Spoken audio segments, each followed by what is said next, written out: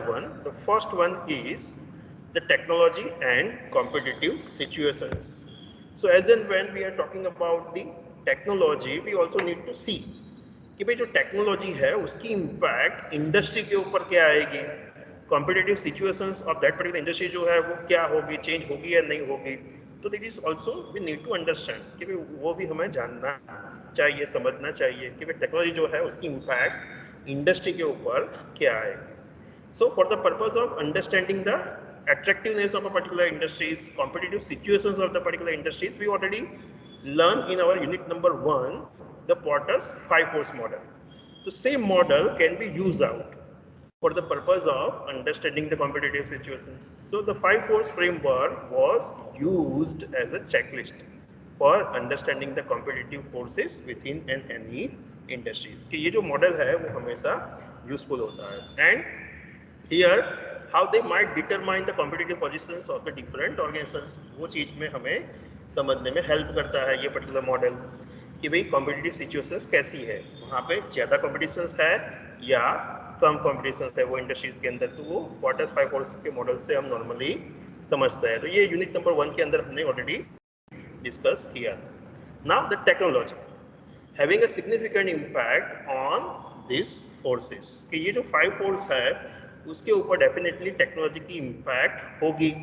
Because of the change, any kind of change in technology definitely is going to influence the particular force, के जो forces थे उसके ऊपर definitely impact आने वाली है. So that's why we need to understand कि भाई टेक्नोलॉजी जो है वो कॉम्पिटिटिव फोर्सेस को कैसे अफेक्ट कर सकती है. So let me just take the force one by one and try to understand कि भाई वहाँ पे टेक्नोलॉजी का इन्फ्लुएंस क्या होगा, कितना होगा, टेक्नोलॉजिकल चेंजेस होगी तो what may be the effect.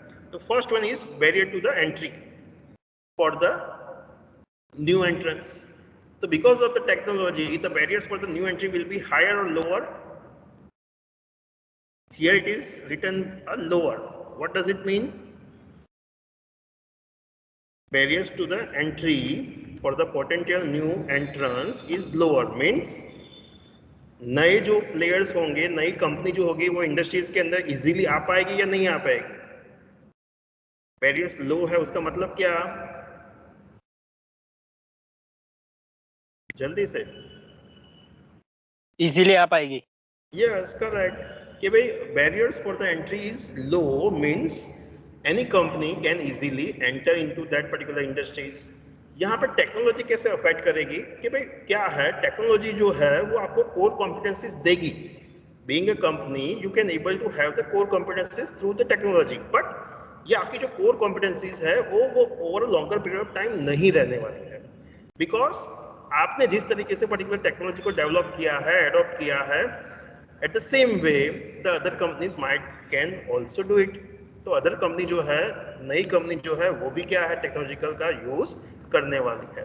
तो क्या है, आपकी कोर कॉम्पिटेंसीज नहीं रहने वाली है. तो कोई भी इंडस्ट्रीज है तो वहाँ पे जो टेक्नोलॉजिकल प्रेजेंस है तो वो चीज़ क्या है, पर्टिकुलर इंडस्ट्रीज के अंदर नए पर्टिकुलर प्लेयर्स को आसानी से एंटर होने देगी. So as and when your industry is growing very speedily and it is becoming a global, so definitely with the help of new technologies, the companies might be easily entered in that particular industries.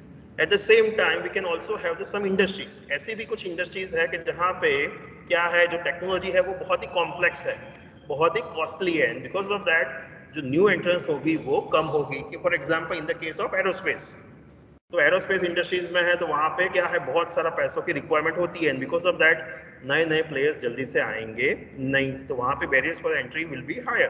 तो first we can say that कि भाई because of technology जो barriers for entry है वो क्या है, new players के लिए लोअर रहेगी. Second, the substitute may be assisted by the technology at the several levels. मतलब टेक्नोलॉजी के कारण जो सब्स्टिट्यूट अवेलेबिलिटी थी वो हायर होगी या लोअर होगी. Because of technologies, now the substitute will be easily available or not? Yes or no? Substitute easily होंगे, available हो जाएंगे.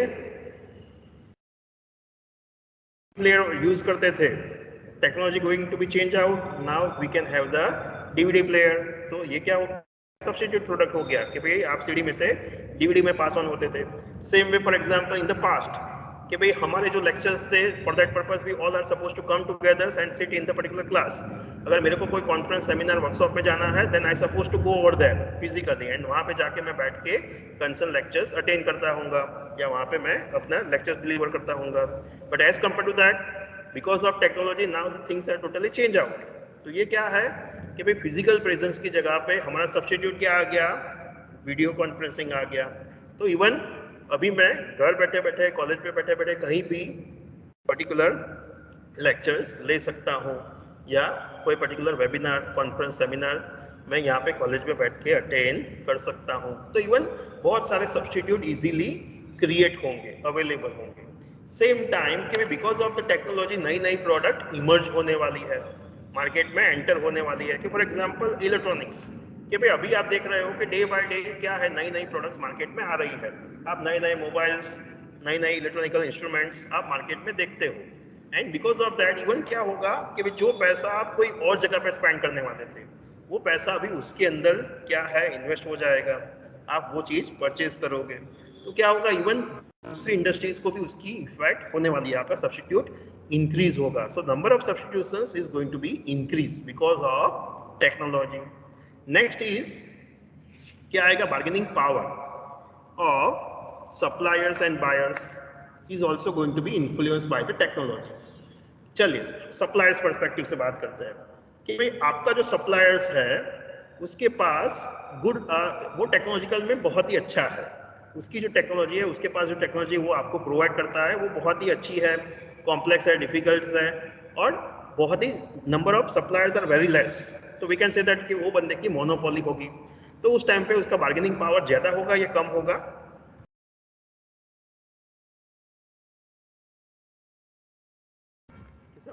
फॉर एग्जाम्पल आप एक कंपनी है और आपको आपके सारे कंप्यूटर्स चलाने हैं, तो सारे कंप्यूटर्स चलाने के लिए आपको माइक्रोसॉफ्ट चाहिए। तो माइक्रोसॉफ्ट एक ही है कि जो क्या है विंडो ऑपरेटिंग सिस्टम बना के आपको देता है। So are you depend on them? तो उनका जो सप्लायर्स है उनका बार्गेनिंग पावर क्या होगा, ज्यादा होगा या कम होगा? ज्यादा होगा। यस, आंसर इज ज्यादा होगा बिकॉज आपकी डिपेंडेबिलिटी उनके ऊपर बढ़ेगी कि भाई जो टेक्नोलॉजी है वो क्या है, कॉम्प्लेक्स है, डिफिकल्ट है, कोई और बंदे के पास वो नहीं है, वो जो सप्लायर्स है वही बंदा सप्लाई करता है। तो अगर आपको आपकी ऑफिस के अंदर सारे कंप्यूटर्स चलाने हैं तो बाय डिफॉल्ट आपको माइक्रोसॉफ्ट के सारे विंडो ऑपरेटिंग सिस्टम परचेज करने होंगे, सॉफ्टवेयर परचेज करने होंगे, तभी आपके क्या है कंप्यूटर चलने वाला है। तो उस टाइम पे वो बंदे का सप्लायर्स का बार्गेनिंग पावर ज्यादा होगा। अगर वो सप्लायर्स नंबर ऑफ सप्लायर्स कम है और उसके पास ऐसी टेक्नोलॉजी है कि जो आपके पास नहीं है, कोई और प्लेयर्स के पास नहीं है, तो उस टाइम पे वो बंदे का बार्गेनिंग पावर इंक्रीज होगा। Same way totally reverse from supply buyers perspective कि भाई बायर्स का भी बार्गेनिंग पावर इंक्रीज होगा। कब? अगर नंबर ऑफ सप्लायर्स इंक्रीज होंगे तब। वो कब इंक्रीज होंगे? बिकॉज ऑफ टेक्नोलॉजी कि भाई एज अ बायर्स पहले क्या था, मेरे सामने जो फिजिकल स्टोर अवेलेबल है वही स्टोर में से मेरे को परचेज करना था। So as a buyers I don't have a number of alternatives to buy something. तो उस टाइम पे मेरा बार्गेनिंग पावर कैसा था? कम था। मेरे को पर्टिकुलर प्रोडक्ट जो प्राइस में वो पर्टिकुलर सप्लायर्स बोलता था वही प्राइस पे मेरे को लेनी थी। But now because of the technology now I can explore the internet कि भाई अभी मैं घर बैठे बैठे मेरे सामने वाले स्टोर्स की जगह पे मैं इंटरनेट पे से अमेजोन, फ्लिपकार्ट में से देख के परचेज कर सकता हूँ। तो उस टाइम पे मेरा बार्गेनिंग पावर जो है वो क्या हुआ? इंक्रीज हुआ बिकॉज ऑफ टेक्नोलॉजी। तो bargaining power supplier and buyers जो है it is definitely going to be influence कि भाई टेक्नोलॉजी के कारण वो चेंज होने वाला है। तो उस टाइम पे हमें देखना है कि नंबर ऑफ सप्लायर्स कितने हैं, उसके पास जो टेक्नोलॉजी है वो दूसरे के पास अवेलेबल है या नहीं है, एज अ बायर्स उसके पास टेक्नोलॉजी अवेलेबल है या नहीं है फॉर बाइंग समथिंग। तो वो चीज़ क्या है, डिटरमाइन करने वाली है कि भाई वहाँ पे उनका बार्गेनिंग पावर कैसा होगा। Same way about the industry, ये जो इंडस्ट्रीज है उसके अंदर कॉम्पिटिटिव राइवलरी वो कैसी होगी? तो जैसे जैसे टेक्नोलॉजी एनहेंसमेंट होगी वैसे वैसे वहां पे कॉम्पिटिशन इंक्रीज होगी या डिक्रीज होगी? With in particular industry competition increase होगी या डिक्रीज होगी with the presence of technology? Competition is going to be raised. क्या है, कंपटीशन इंक्रीज होने वाली है कि भाई आपका जो सामने वाला कॉम्पिटिटर्स है वो कोई और अच्छी टेक्नोलॉजी लेके आया, एक अच्छी प्रोडक्ट लेके आया, तो डेफिनेटली क्या होगा, उसकी मार्केट में इम्पैक्ट पड़ने वाली है, उसकी सेल्स इंक्रीज होने वाली है। So now as a market followers definitely you will also do something. आप भी क्या है वो टेक्नोलॉजी को कॉपी आउट करने वाले हो, उसको काउंटर अटैक करने के लिए समथिंग न्यू लेके आने वाले हो, तो डेफिनेटली वहां पे क्या है, day by day competition increase हो। तो वहां पे क्या है, टेक्नोलॉजी के कारण पर्टिकुलर इंडस्ट्रीज के अंदर कॉम्पिटिशन इंक्रीज होने के चांसेस होंगे। एट द सेम टाइम अगर टेक्नोलॉजी जो है वो कॉपीराइटेड है, पेटेंटेड है, गवर्नमेंट ने उसको प्रोटेक्ट किया हुआ है, तो उस टाइम पे क्या है, राइवलरी के ऊपर इतनी ज़्यादा इम्पैक्ट नहीं आएगी। बट वो एक टोटली डिफरेंट इश्यूज है, उसको अभी यहाँ पे नहीं लेते हैं। सो फर्स्ट पॉइंट हमने यहाँ पे देखा कि भाई टेक्नोलॉजी एंड कॉम्पिटिटिव सिचुएशंस, कि भाई वो पर्टिकुलर इंडस्ट्रीज की जो सिचुएशंस है, कॉम्पिटिटिव सिचुएशंस है, कि भाई वहाँ पे ज़्यादा कॉम्पिटिशन है, कब कॉम्पिटिशन है, वो चीज़ क्या है, टेक्नोलॉजी से इन्फ्लुएंस होने वाली है। And as a one particular organization आप हमेशा ऑब्जर्व करोगे कि भाई आप जो भी इंडस्ट्रीज के अंदर हो, वो इंडस्ट्री की कॉम्पिटिटिव सिचुएशंस कैसी है, क्या होने वाली है, और वहां पे टेक्नोलॉजी कैसे इन्फ्लुएंस करेगी, वो चीज डेफिनेटली आप क्या है ध्यान में रखोगे। तो यहाँ पे दो प्रकार की सिचुएशंस हो सकती है। Strategical point of view, two type of hold can be take place.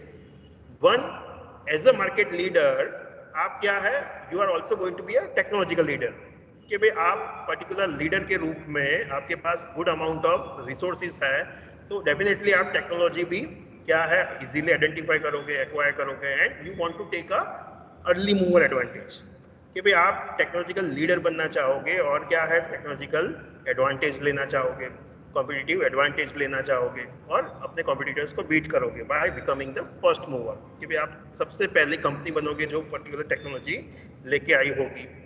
तो वो एक सिचुएशन हो सकती है। दूसरी सिचुएशन क्या हो सकती है, द सेकंड पॉइंट में बी कि being a one organization you are not a leader but you are the followers. तो डेफिनेटली क्या है, जो लीडर है वो नई टेक्नोलॉजी लेके आया है, तो डेफिनेटली उसकी इम्पैक्ट मार्केट के ऊपर होने वाली है। So now as a followers you need to follow, कि जो आपका मार्केट लीडर कर रहा है वही चीज आपको भी फॉलो करनी पड़ेगी। सो वो जो टेक्नोलॉजी लेके आया है उसको हम कॉपी आउट करेंगे, and we need to be followers. अगर मार्केट में सस्टेन रहना है तो क्या है, आपको वो चीज फॉलो करनी पड़ेगी, नई टेक्नोलॉजी जो है वो आपको भी लेके आनी पड़ेगी। सो both the way is possible, कि भाई आपका तो मार्केट लीडर होंगे या मार्केट फॉलोअर्स होंगे, आप पहले टेक्नोलॉजी लेके आओगे या बाद में टेक्नोलॉजी को अडॉप्ट करोगे। So both the things is going to be take place. So the first is about the competitive situations and the impact of technology on that. In that the sub point we can say that about the diffusion of innovations, कि भाई particular जो industry है वहां पे the process, the speed at which the adoption of the new product is going to be take place, वो चीज भी क्या है इंडस्ट्रीज को अफेक्ट करने वाली है, कॉम्पिटिटिव सिचुएशंस को अफेक्ट करने वाली है। So we also need to see कि जो टेक्नोलॉजी है वो कैसे अफेक्ट करती है। तो डिफ्यूजन ऑफ इनोवेशन प्रोसेस जो है अपने मार्केटिंग के अंदर यूनिट नंबर 4 के अंदर शायद ये पढ़ा होगा, कि भाई क्या होता है कि भाई day by day because of the technology new products are going to be emerge and going to be entered, commercialize उसका होने वाला है, मार्केट में वो प्रोडक्ट आने वाली है। तो लोग जो है वो कितनी स्पीड में उसको एडॉप्ट करते हैं, एक्सेप्ट करते हैं, उसके लिए जाते हैं, that is also going to make a differences. तो वो चीज़ भी हमें यहाँ पे समझनी है कि भाई डिफ्यूजन ऑफ इनोवेशंस क्या होता है और वहाँ पे कौन कौन से इश्यूज प्रॉब्लम हो सकते हैं, कौन से फैक्टर्स अफेक्ट करेंगे कि भाई वो पर्टिकुलर प्रोडक्ट स्पीडीली लोग एडॉप्ट करेंगे या नहीं करेंगे। So first of all diffusion of innovations क्या दिखाता है, इट विल रिफर्स कि भाई पर्टिकुलर जो स्पीड कि जो पर्टिकुलर प्रोडक्ट है वो कितनी स्पीड से लोग एडॉप्ट करेंगे। So diffusion of innovations refers the extent and the pace at which the market is likely to adopt the new product, कि भाई पर्टिकुलर जो प्रोडक्ट है, नई प्रोडक्ट है, उसको कितनी स्पीडीली, कितनी जल्दी से लोग एक्सेप्ट करने वाले हैं, और even in improvement in the performance of the existing products, कि भाई एग्जिस्टिंग प्रोडक्ट्स के अंदर भी कुछ नए फीचर्स लेके आएंगे। तो वो तो नई प्रोडक्ट, नई अपडेटेड प्रोडक्ट जो लोग हैं वो कितनी स्पीड से, कितनी जल्दी से लोग अडॉप्ट करते हैं, उसको हम बोलते हैं diffusion of innovations. And there are the various factors which is going to determine, which is going to affect कि भाई वो पर्टिकुलर इनोवेशंस क्या है, वो इनोवेशंस को कैसे कॉमर्शियलाइज किया गया है, उसकी प्रोसेस क्या थी इंट्रोड्यूस करने में मार्केट में, तो डेफिनेटली वो सारी चीज़ें अफेक्ट करने वाली है कि भाई वो डिफ्यूजन लोग एक्सेप्ट करेंगे या नहीं करेंगे. Now here we are going to see the two types of issues, factors which is going to determine the pace of the diffusions, कि भाई लोग जो है वो स्पीडीली उसको अडॉप्ट करेंगे या नहीं करेंगे.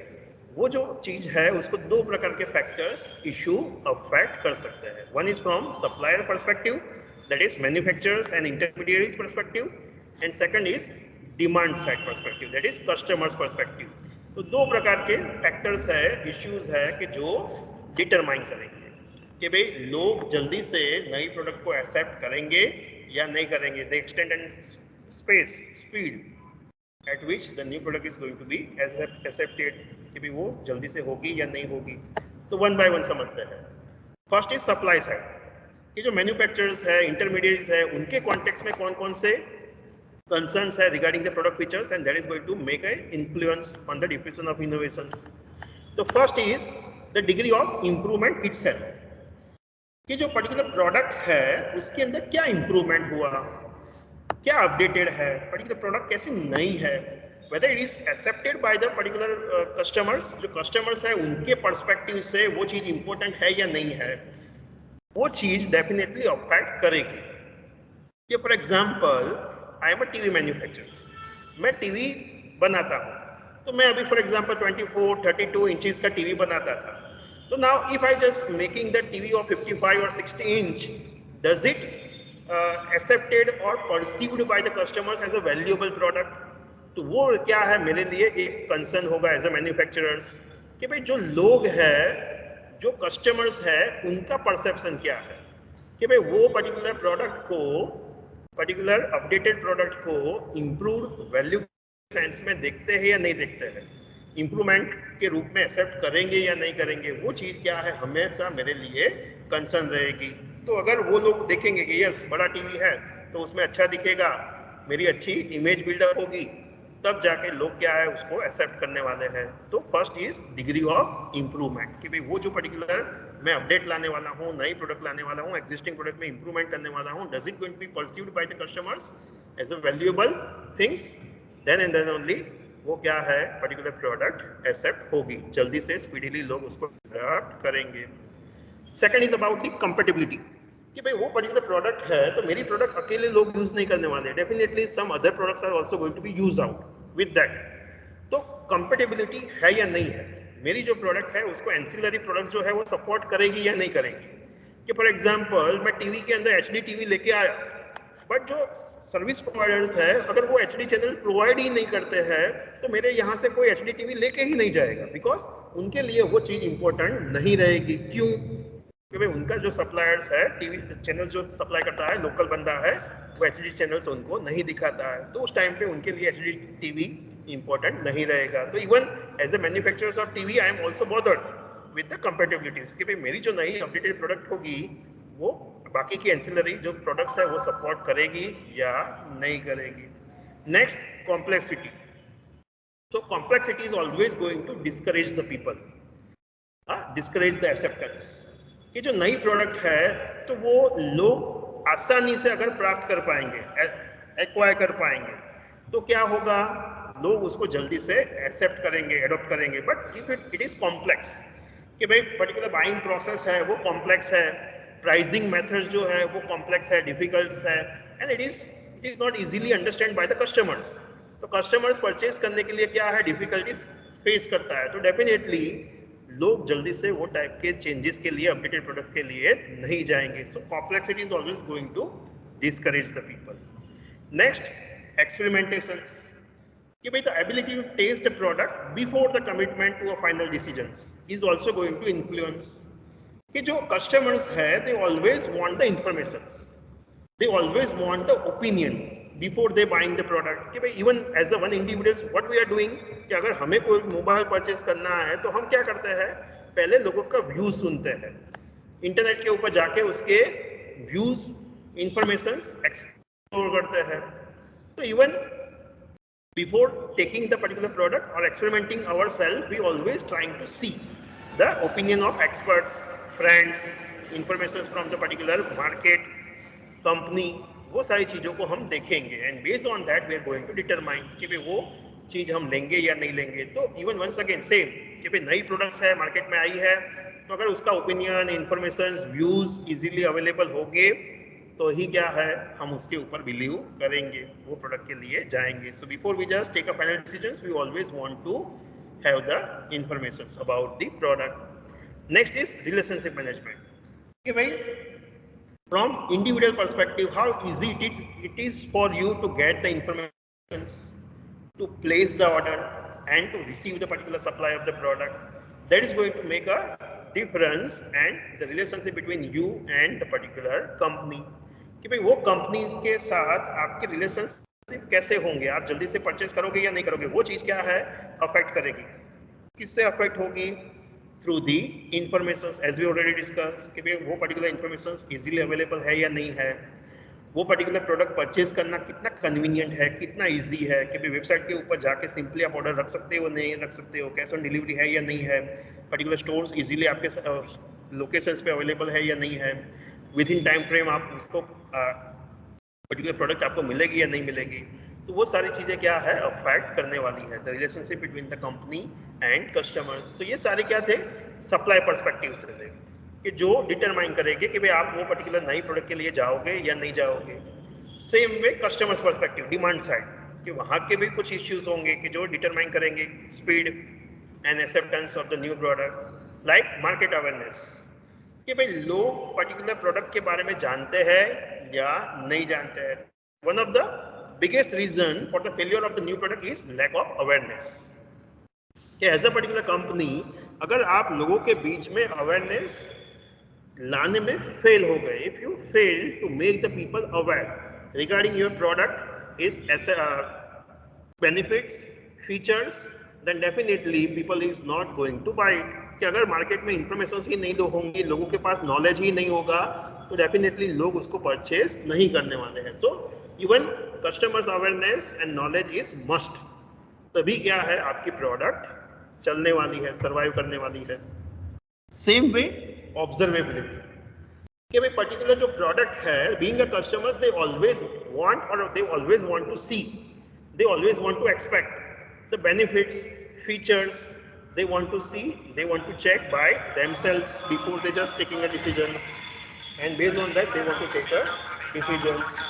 One minute please.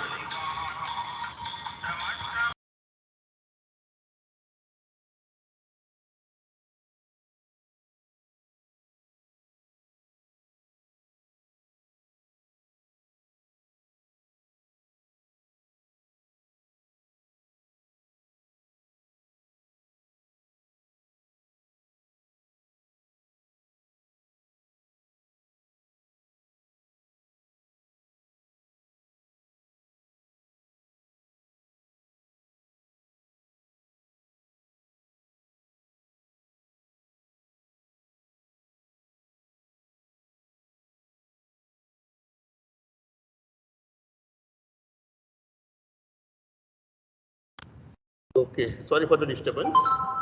So we are talking about the demand side issues कि भाई सबसे पहला क्या है कि भाई लोगों के बीच में अगर अवेयरनेस होगी या नहीं होगी, वो चीज़ डिटरमाइन करेगी कि भाई लोग उसको एक्सेप्ट करेंगे या नहीं करेंगे। दूसरा हमने बोला ऑब्जर्वेबिलिटी कि भाई being one customers they always want to see कि भाई पर्टिकुलर प्रोडक्ट क्या है और प्रोडक्ट के फीचर्स बेनिफिट्स क्या है।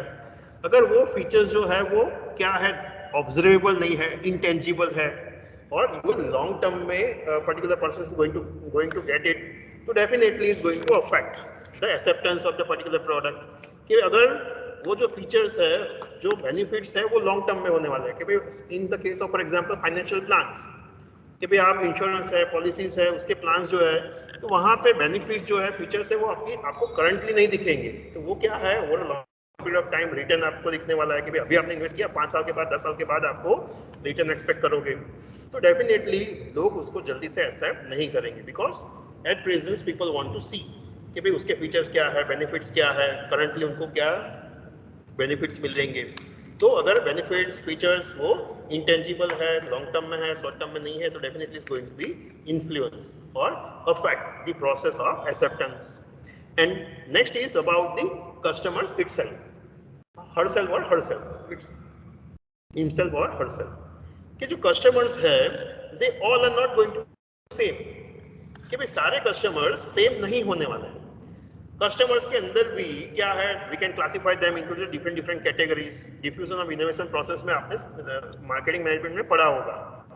We can have the early movers as well as we can have the laggards, कि कुछ लोग ऐसे भी होंगे कि जो क्या है अर्ली मूवर्स है, इनोवेटर्स है, कि जो फर्स्ट सबसे पहले जाएंगे और प्रोडक्ट को परचेज करेंगे। There may be some people like laggards, कि जो सबसे लास्ट में जाने वाले हैं, देखेंगे कि भाई प्रोडक्ट क्या है क्या नहीं, लोग परचेज करते हैं, यूज करते हैं, उनका एक्सपीरियंस कैसा है, वो सारी इंफॉर्मेशन को एक्सप्लोर करके चेक करके फिर बाद में वो लोग वो पर्टिकुलर प्रोडक्ट को चेक करने वाले हैं और एक्सेप्ट करने वाले हैं। तो वो क्या है, कस्टमर्स जो है they are also going to be differ. तो यहाँ पे पॉइंट क्या है कि भाई कस्टमर्स जो होंगे कि जिन्होंने अर्ली मूवर्स है, इनोवेटर्स है, तो फ्रॉम कंपनीज पर्सपेक्टिव आपको क्या है उनका व्यू, ओपिनियन, इंफॉर्मेशन जितना पॉसिबल हो सके उतना मार्केट में क्या है रखना चाहिए, लोगों के सामने लाना चाहिए, उसको स्प्रेड करना चाहिए, सो दैट कि जो लेट मूवर्स है they can explore that particular information, कि जो कस्टमर टेस्टिमोनी है उसके ऊपर लोग ज्यादा बिलीव करते हैं। तो वो चीज क्या है आपको अफेक्ट करेगी, आपकी इनोवेशन इनोवेटिव प्रोडक्ट को एक्सेप्टेंस की प्रोसेस को अफेक्ट करेगी। तो ये क्या हो गया, demand and supply side factors हो गए, कि जो आपको क्या है ध्यान में रखना है, जो आपकी डिफिजन ऑफ इनोवेशन प्रोसेस को अफेक्ट करने वाले हैं। लोग जल्दी से नई प्रोडक्ट को एक्सेप्ट करेंगे या नहीं करेंगे, तो जो स्पीड है, एक्सटेंट है, वो चीज को अफेक्ट करेंगे। Beyond that there is a one tapping point, कि भाई हमेशा अगर आप डिफ्यूजन ऑफ इनोवेशन का चार्ट देखोगे then you will found that there is a one point, कि भाई उससे पहले क्या होता है, there is a slow process, कि भाई इनिशियल स्टेज में लोग पर्टिकुलर प्रोडक्ट एक्सेप्टेंस की जो प्रोसेस होगी, एडॉप्टेंस होगा, वो स्लो होगा। But after a particular point now there will be a drastically either upward और drastically downwards.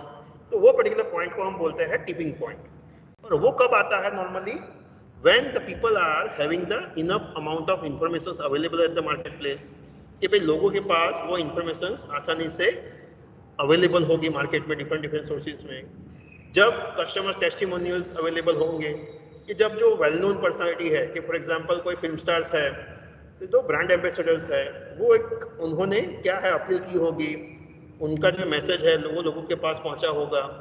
And even being a company you just make a certain kind of changes, आपने भी different different changes अपनी marketing tactics में किए होंगे। तो वो चीज़ क्या है डिटरमाइन करेगी कि भाई after that particular point suddenly acceptance increase होगा। So in this way even diffusion of innovations is also going to be affect, कि भाई वो चीज़ भी क्या है इंडस्ट्रीज को अफेक्ट करने वाली है। तो वहाँ पे भी क्या है इंडस्ट्रीज टेक्नोलॉजी जो है वो चीज़ भी हमें ऑब्जर्व करनी चाहिए, कि जो टेक्नोलॉजी है वो हमें कैसे हेल्प करती है in identifying the new products, और उसका एक्सेप्टेंस क्या होगा, कितना होगा, कितना जल्दी होगा, वो चीज़ भी क्या है इंडस्ट्री के अंदर कॉम्पिटिटिवनेस को अफेक्ट करने वाली है। तो फर्स्ट पॉइंट जो था वो था कॉम्पिटिटिव सिचुएशंस, कि जो टेक्नोलॉजी है वो कॉम्पिटिटिव सिचुएशंस को कैसे अफेक्ट करती है, वो चीज़ को हमें यहाँ पे समझना होगा। Next is technology and strategical capabilities, कि जो कंपनी है तो कंपनी की स्ट्रेटेजिकल कैपेबिलिटीज, कोर कॉम्पिटेंसीज को स्ट्रेटेजिक टेक्नोलॉजी कैसे अफेक्ट करेगी, वो चीज़ को हमें यहाँ पे समझना है। तो in that first we already understand the core competencies. तो यूनिट नंबर 1 के अंदर हमने समझा था कि भाई कोर कॉम्पिटेंसीज, तो वो कोर कॉम्पिटेंसीज क्या होता है, something unique which a particular company have but your competitors do not have. तो वो चीज आपकी क्या दिखाती है, कोर कॉम्पिटेंसीज दिखाती है। तो यहाँ पे क्या होगा, technology is going to affect in both the ways. Technology itself is usually easy to intimate, copy out, and because of that कि भाई as a company you cannot say that कि भाई ये जो टेक्नोलॉजी है वो आपकी कोर कॉम्पिटेंसीज है, यूनिक है, बिकॉज टेक्नोलॉजी जो है वो क्या है आज नहीं तो कल लोग उसको एडॉप्ट करने वाले हैं, कॉपी आउट करने वाले हैं। सो बिकॉज ऑफ दैट कि भाई आपकी competencies longer period of time के लिए नहीं रहने वाली, but still you can take the advantage through the technology in your competitive success. कैसे? So if the technology is to be enabled success, there are some important implications for the business and strategical strategies. अगर technology को आप strategies के अंदर relate करना चाहते हो, उससे एडवांटेज लेना चाहते हो, अगर उसको कॉम्पिटिटिव कोर कॉम्पिटेंसीज के रूप में एस्टेब्लिश करना चाहते हो तो वहां पे ये सारे पॉइंट्स आपको ध्यान में रखने हैं। लाइक फर्स्ट इज कि भाई आप you should not focus only on single technology because it is inappropriate as well as unduly risky.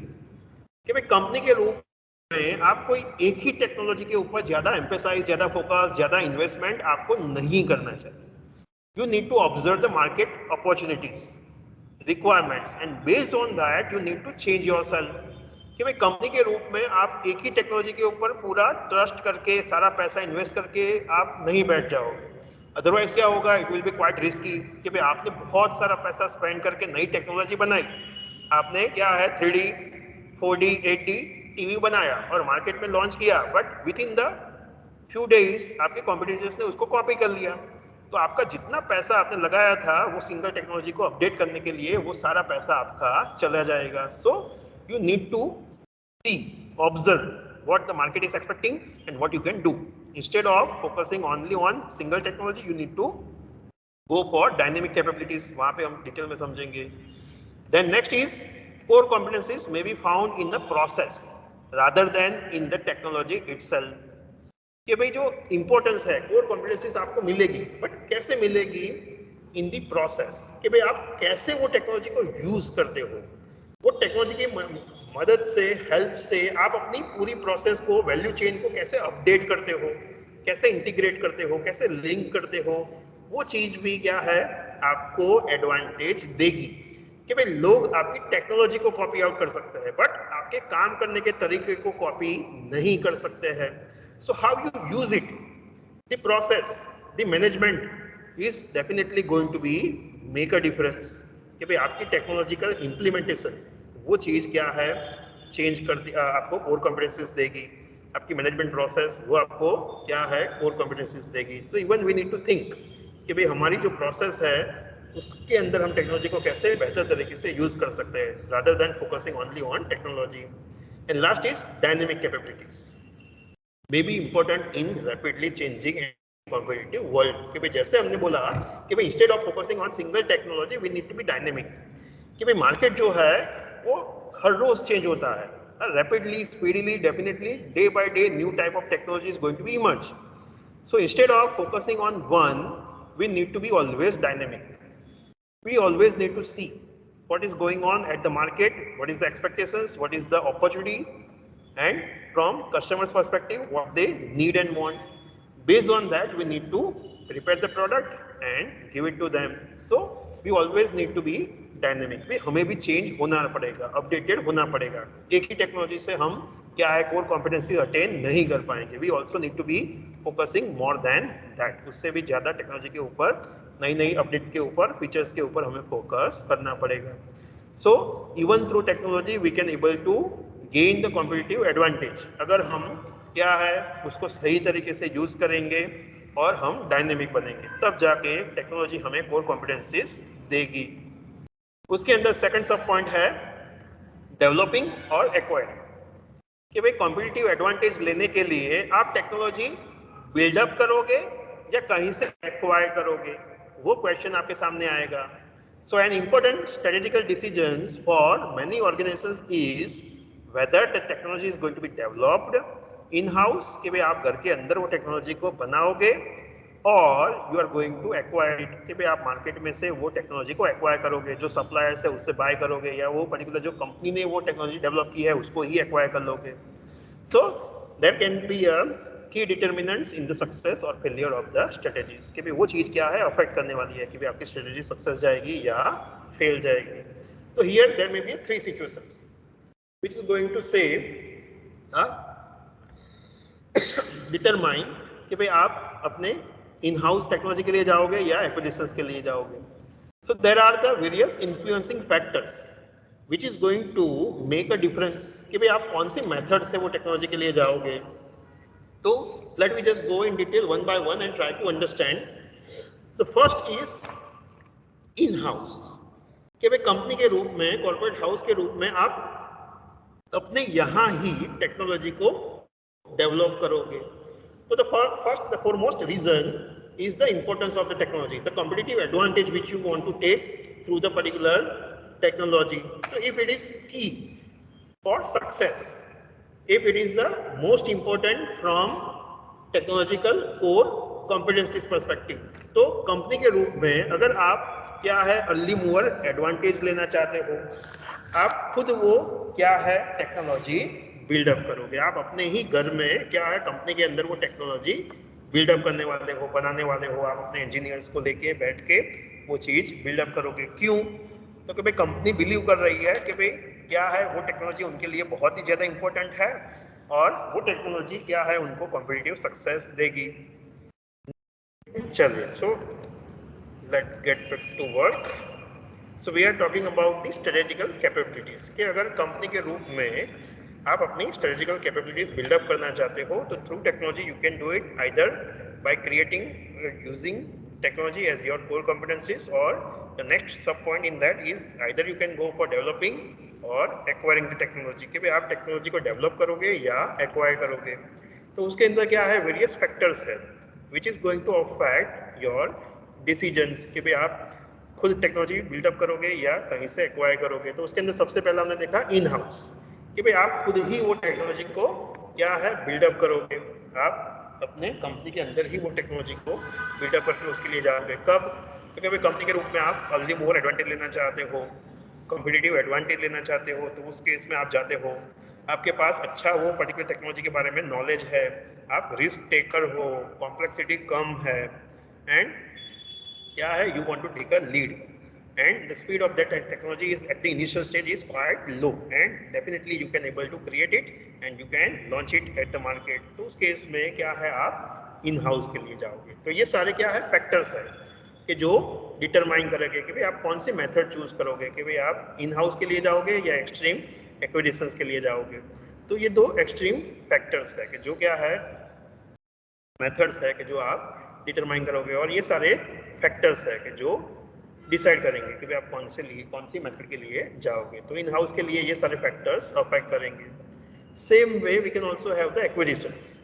उसके बाद में अलायंस आता है। तो नेक्स्ट इज एक्विजिशंस, कि भाई आप क्या है कंसर्न सर्विस प्रोवाइडर्स को एक्वायर करोगे, जो टेक्नोलॉजी जिसने बिल्डअप किया है वो कंपनी को या उनसे वो सर्विसेज आप परचेज करोगे।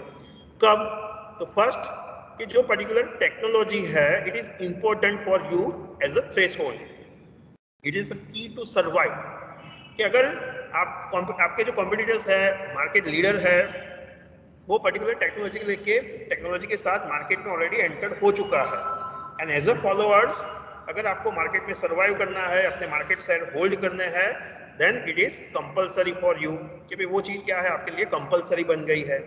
आपके पास वो टेक्नोलॉजी का नॉलेज नहीं है और बहुत ही कम है, वो टेक्नोलॉजी बहुत ही कॉम्प्लेक्स है, डिफिकल्ट है to create in house, and you don't want to take a risk, कि भाई आप ज्यादा रिस्क लेना नहीं चाहते हो। तो उस टाइम पे what you are going to do, you are going to be a followers, कि भाई जो बंदा सबसे पहले लेके आया है उसको हमें फॉलो करना है। The speed of the technology is quite highly, मतलब ऑलरेडी मार्केट में वो टेक्नोलॉजी आ गई है, लोग उसको धीरे धीरे अडॉप्ट कर रहे हैं, and as a one particular organisation अगर आपको सर्वाइव करना है तो डेफिनेटली वो टेक्नोलॉजी को अडॉप्ट करनी होगी। तो वो अडॉप्ट करने के लिए अभी आपके पास टाइम नहीं है कि भाई आप वो घर में बैठ के वो टेक्नोलॉजी बनाएं, आपके इंजीनियर्स वो टेक्नोलॉजी बनाएं। तो आपके लिए क्या रास्ता ओपन है, कौन सी मेथड ओपन है, दैट इज एक्विजिशंस, कि भाई वो जो सप्लायर्स है, जो टेक्नोलॉजी सप्लायर्स है उससे आप परचेज करें या वो कंपनी को ही एक्वायर करें।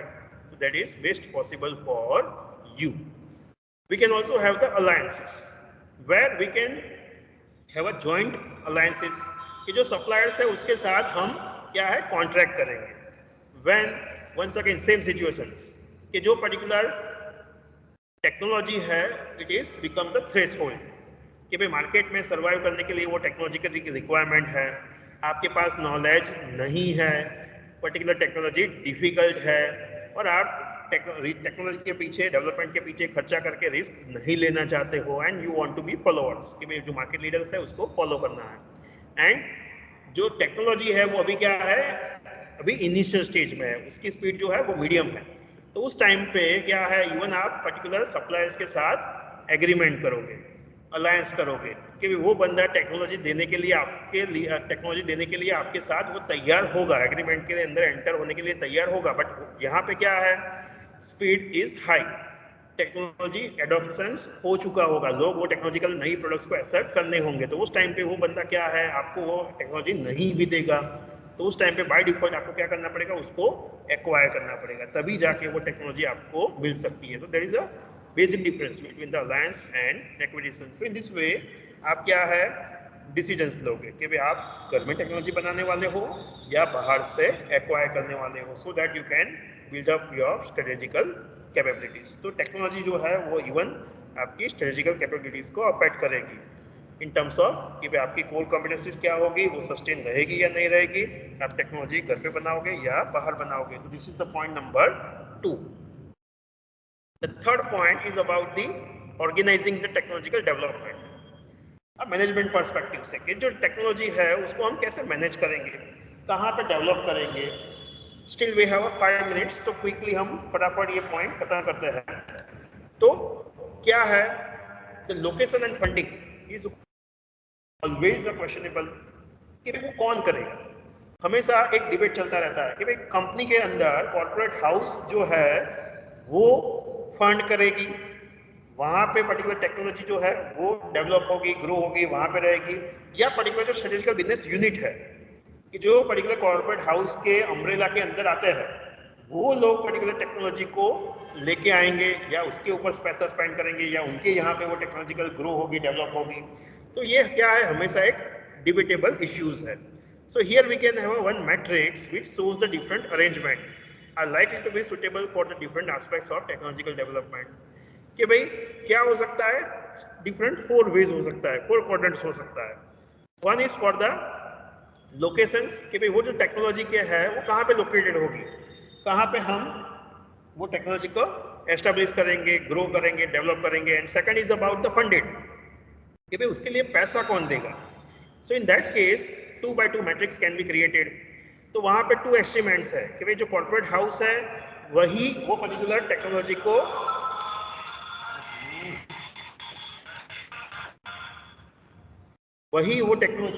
क्या है ग्रो करेगा, डेवलप करेगा और फंड करेगा। कंपनी के अंदर ही वो पर्टिकुलर टेक्नोलॉजी, कॉर्पोरेट हाउस के अंदर ही वो टेक्नोलॉजी क्या है लोकेटेड होगी और फंड होगी। कब कि as a corporate house they want to assess the new technology, कि भाई टोटली नई टेक्नोलॉजी के लिए वो जाना चाहते हैं कि भाई जो अभी तक ढूंढी नहीं गई है, something new, something better which they want to bring up. तो उस केस में नॉर्मली क्या होता है, कॉर्पोरेट हाउस खुद इनिशिएट करता है। Same way totally extreme in the case of divisions कि जहां पे as a individual strategical business units they want to go for the incremental product और प्रोसेस इंप्रूवमेंट कि भाई वो धीरे धीरे करके अपनी प्रोडक्ट को अपडेटेड करना चाहते हैं, मॉडिफाइड करना चाहते हैं, उसकी जो प्रोसेस है, वैल्यू चेन है, मैनेजमेंट है, उसको अपडेट करना चाहते हैं। तो उस टाइम पे वो खुद इनिशिएट लेंगे और वहां पे वो टेक्नोलॉजिकल डेवलपमेंट और फंड के ऊपर फोकस करेंगे। तो ये दोनों क्या है, एक्सट्रीमेंट्स है। उसके अलावा क्या हो सकता है कि जहाँ पे टेक्नोलॉजी जो है वो कॉर्पोरेट हाउस के यहाँ पे होगी, बट जो पैसा है वो कंसर्न डिवीजन देगा, कंसर्न स्ट्रेटेजिकल बिजनेस यूनिट देगा। कब, as a corporate house they want to explore और develop of a new technology. Same कि भाई कंपनी के रूप में, कॉर्पोरेट हाउस के रूप में वो कोई नई टेक्नोलॉजिकल डेवलपमेंट चाहते हैं, but as a corporate house उनके पास इनफ पैसा नहीं है। तो वो लोग क्या करते हैं, they are going to take a money from cash cow कि जो बिजनेस यूनिट कैश काउ में है, हाईएस्ट मार्केट शेयर है, हाईएस्ट सेल्स है, हाईएस्ट प्रॉफिट है, उनसे वो पैसा लेंगे। So the funded is by the concern divisions and it is for the corporate house. Corporate house के अंदर वो टेक्नोलॉजी को हम ग्रो करना चाहते हैं। तो ये क्या हो गया, located at corporate but funded by divisions. Same way we can also have the this experiments कि जहां पे located at concern divisions, concern SBUs के अंदर वो टेक्नोलॉजिकल ग्रो हो रही है, डेवलप हो रही है, लोकेटेड है, बट पैसा जो है वो कॉर्पोरेट हाउस देगा। कब कि भाई as a strategical business units they want to commercialise the new technology कि भाई जो टेक्नोलॉजी के आइडेंटिफाइड हुई है अभी उसको क्या है, इंप्लीमेंट करना है, एग्जीक्यूट करना है, कॉमर्शियलाइज करना है। तो उस टाइम पे कंसर्न जो बिजनेस यूनिट है वो लीड लेंगे और वो टेक्नोलॉजी को यूज करके अपनी पर्टिकुलर नई प्रोडक्ट जो है वो मार्केट में लॉन्च करेंगे, आगे बढ़ेंगे। बट पैसा जो है वो क्या है, कॉर्पोरेट हाउस देता है, बिकॉज दे वांट कि भाई वो पर्टिकुलर प्रोडक्ट सक्सेसफुल रहे, और वो बिजनेस यूनिट्स को प्रॉफिट हो. So in this way there are the 2x2 matrix which shows that कि भाई जो पैसा है और लोकेशंस है वो पर्टिकुलर इंडस्ट्रीज के अंदर टेक्नोलॉजी का वो कहाँ पे होगा, कैसे होगा. तो this is also one of the point which we need to bother from management perspective. Same way we also need to bother about the process कि जो मैनेजमेंट प्रोसेस है for the purpose of enabling the strategical success वो क्या होगी, कैसे होगी. तो here the technology is also going to influence कि यहाँ पे भी क्या है टेक्नोलॉजिकल अफेक्ट करने वाली है. So some of the following process may be crucial important in enabling the success through technology. कि भाई अगर टेक्नोलॉजी के माध्यम से आपको सक्सेस होना है तो वहाँ पे आपकी मैनेजमेंट प्रोसेस के अंदर क्या फोकस करना होगा. First you want to scan the business environment.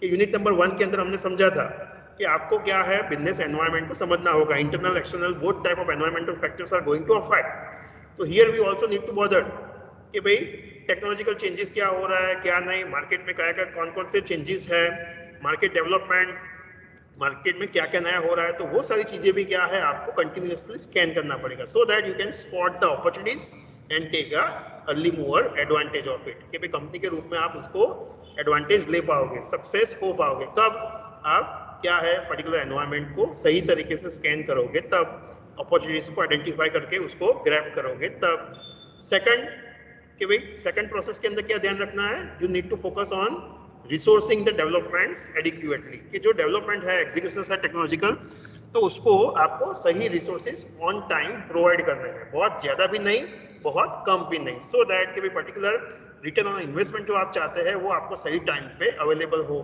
तो टेक्नोलॉजिकल डेवलपमेंट के लिए उसके एग्जीक्यूशन के लिए even you need to bother with the support of other resources कि वो रिसोर्सेज आप एडिक्वेटली आपको उसको प्रोवाइड करना चाहिए. तभी क्या है आप स्ट्रेटेजिकली सक्सीड हो गए, टेक्नोलॉजिकली सक्सीड हो गए और वो चीज आपको हेल्प करेगी, कॉम्पिटिटिव एडवांटेज क्रिएट करने में हेल्प करेगी. तो this is the point number 3, organising the technological development.